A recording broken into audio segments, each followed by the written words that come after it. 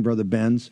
Why is it a bad thing to have something like the USA that sounds on the surface of it? You just saw the big crocodile tears they're crying on MSNBC. It's for humanitarian projects. It's for development projects. It's to help bring water to the village.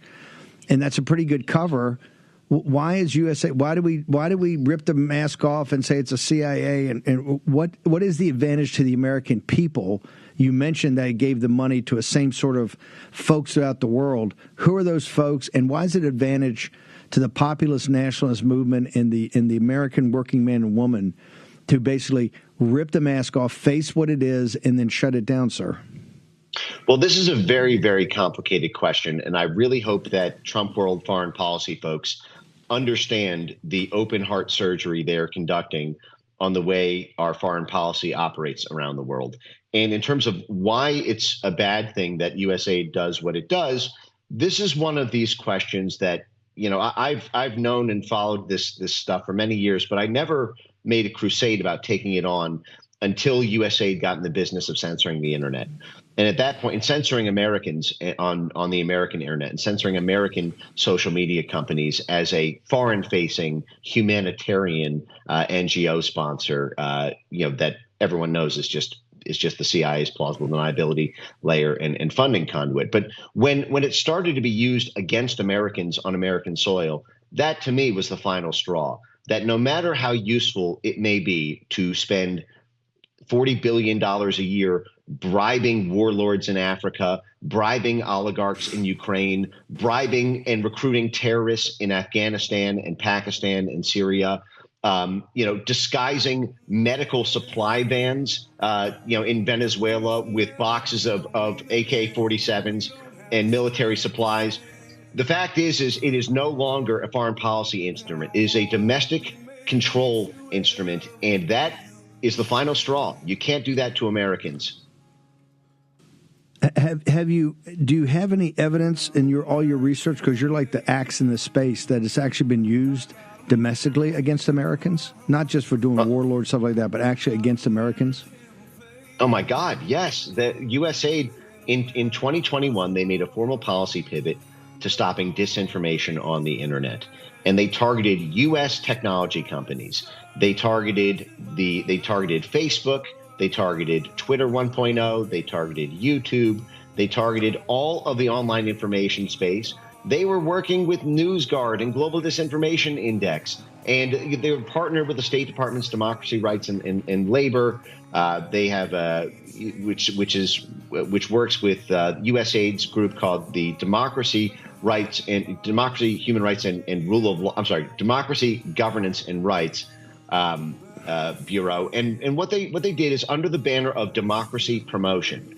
See, this is the thing. They're supposed to be a democracy promotion organization. It's one of the reasons that they are accountable to the House Foreign Affairs Committee and Senate Foreign Relations Committee. They said that mis and disinformation. I know you got to bounce, but I just want to hold you to a short break and for a minute or two afterwards. I just want to make sure when we leave this today, people understand that you've made the case of why this place is dangerous and not some humanitarian thing, giving out money to like the nuns to save the orphans in sub-Saharan Africa. Short commercial has been on this idea about a government, an administrative state and deep state that's been out of control. Benz has been on this for years.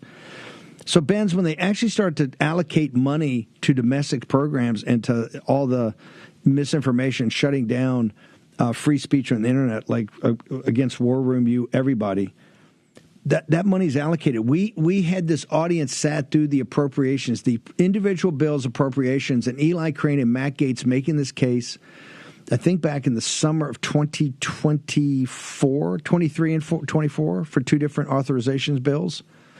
That time, less than 50% of the Republicans backed them. These things didn't pass in these subcommittees. Was anybody overseeing this? Did people on Capitol Hill know that they had started to use this to target American citizens, sir?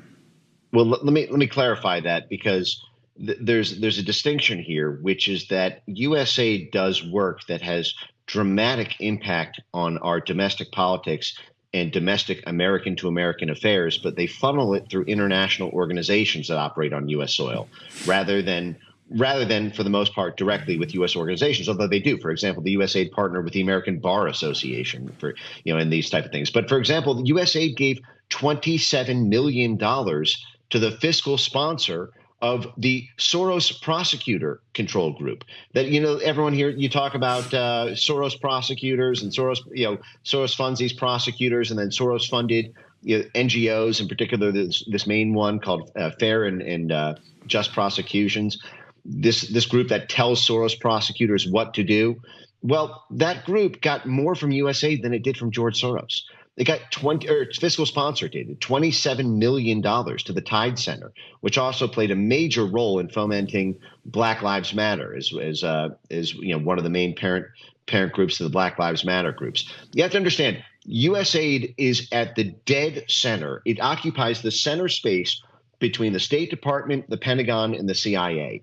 It's a switch player that serves as a plausibly deniable assistance agency to the rogue activities of those three federal agencies, and it represents essentially the sum consensus of the foreign policy establishment, the legacy foreign policy establishment that hated Trump with a passion, wanted to take him down because of his foreign policy views and because of his economic nationalism here at home.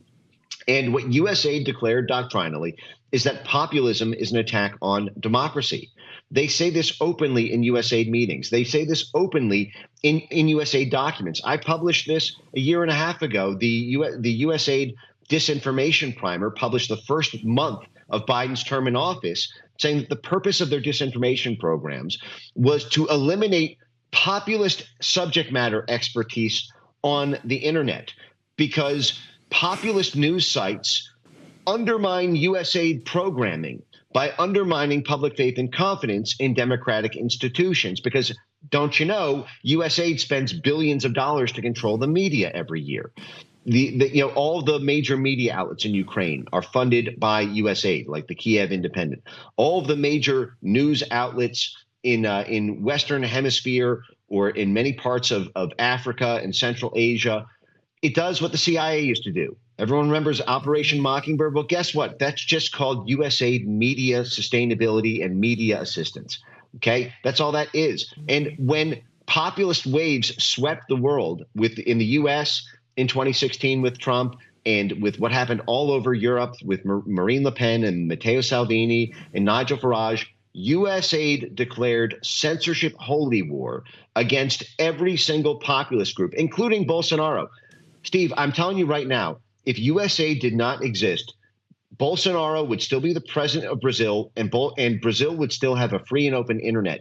It was USAID that spent tens of millions of dollars of American taxpayer money funding the push to get anti-misinformation bills passed in the parliament there, funding the legal advocates who pushed the censorship court there, the TSE, to crack down on Bolsonaro tweets and WhatsApp and Telegram messages. They built a censorship octopus in Brazil, and it was built entirely on USAID because USAID declared Bolsonaro a populist, Trump of the tropics, and then set up this operation to control the information ecosystem there. One of the USAID grantees even said on a public call that the purpose was to eliminate the international exchange of ideas between the Trump movement and the Bolsonaro movement. That's what USAID does. They kill domestic populism because it gets in the way of their foreign policy goals.